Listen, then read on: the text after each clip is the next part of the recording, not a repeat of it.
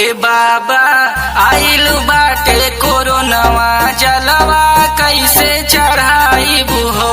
हे बाबा आइल बाटे कोरोनावा जलवा कैसे ले आइबू हो। कैसे चढ़ाइबू हो हे बाबा कैसे चढ़ाइबू हो। कि वहीं जा होला भारी भिरिया बोला कैसे के आइबू हो। ए बाबा आइल बाटे कोरोनावा जलवा कैसे चढ़ाइबू हो।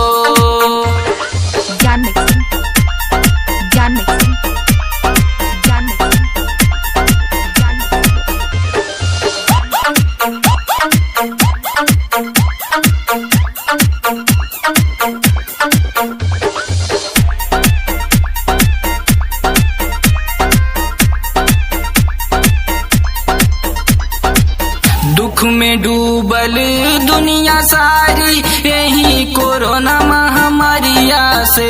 हाँ यही कोरोना महामारिया से।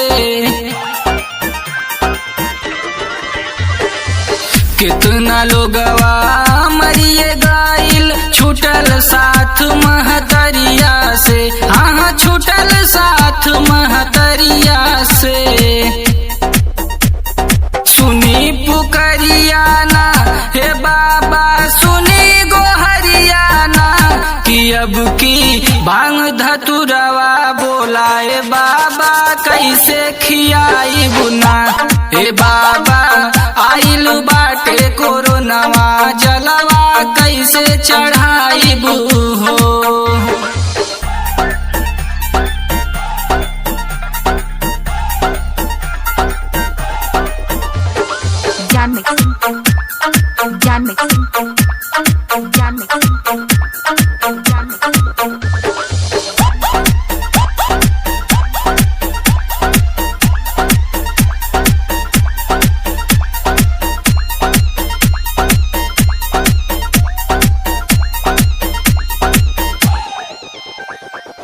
सरवन यादव आवत रहले हर साल राउर दुअरिया हो।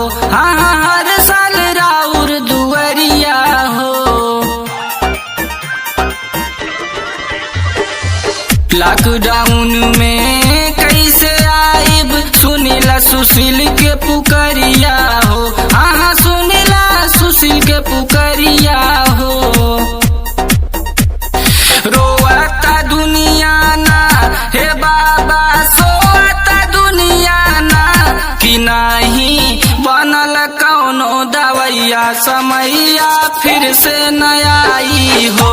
हे बाबा आइल बाटे कोरोनावा जलवा कैसे चढ़ाइबू हो।